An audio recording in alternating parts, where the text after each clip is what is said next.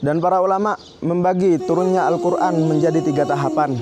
Yang pertama adalah turunnya Al-Quran ke Lauhil Mahfud.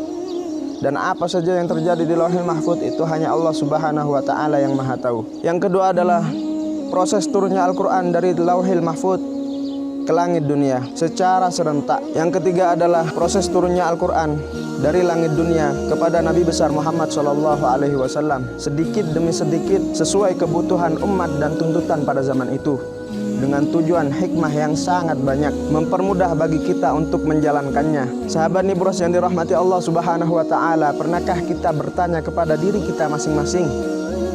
Sudahkah kita menurunkan Al-Quran ke hati kita? Sudahkah kita mengamalkan apa yang ada di dalam Al-Quran? Afala yatadabbaruna Al-Qur'ana am ala qulubin aghfaluha? Atau malah sebaliknya, kita hanya membaca Al-Quran, menghafal Al-Quran, akan tetapi tidak sampai turun ke hati kita. Seperti yang disifatkan oleh Nabi besar Muhammad SAW, akan ada suatu kaum yang membaca Al-Quran, yang menghafal Al-Quran, akan tetapi tidak sampai ke tenggorokannya, yang artinya tidak sampai turun ke hatinya. Maka dari itu, yang perlu kita ketahui adalah bagaimana caranya Al-Quran turun ke hati kita. Bagaimana caranya kita bisa mengamalkan Al-Quran. Karena tujuan diturunkannya Al-Quran untuk menjadi petunjuk dan pedoman hidup manusia. Bagaimanakah kita berakhlak, bagaimanakah kita berperilaku, bagaimanakah kita berinteraksi dengan sesama.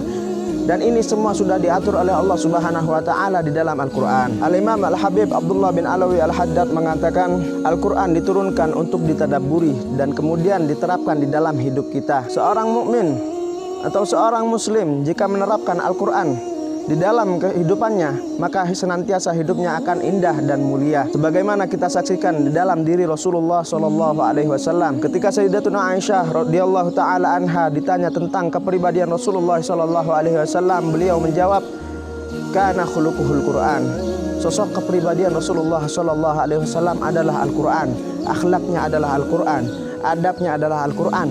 Maka dari itu, kita sebagai umat Nabi besar Muhammad SAW hendaknya untuk meniru dan menerapkan sifat-sifat dari kehidupan Nabi besar Muhammad SAW. Sesungguhnya Allah Subhanahu wa Ta'ala berfirman di dalam Al-Quran, Qul, katakan ya Muhammad, in kuntum tuhibbunallah, apabila kalian mencintai Allah Subhanahu wa Ta'ala, fattabi'uni, maka ikutilah aku. Maka ikutilah Nabi Muhammad SAW, maka ikutilah sifat-sifat dari kehidupan Nabi besar Muhammad SAW. Yuhibbukumullah, sebagai gantinya Allah akan mencintaimu. Ya wa yaghfir lakum dunubakum, tidak hanya dicintai akan tetapi dosa-dosamu akan diampuni oleh Allah Subhanahu wa Ta'ala. Wallahu ghafurur rahim, dan Allah Subhanahu wa Ta'ala Maha Pengampun dan lagi Maha Penyayang. Wassallallahu ala sayyidina Muhammadin wa ala alihi wa sahbihi wasallam. Alhamdulillahirabbil alamin.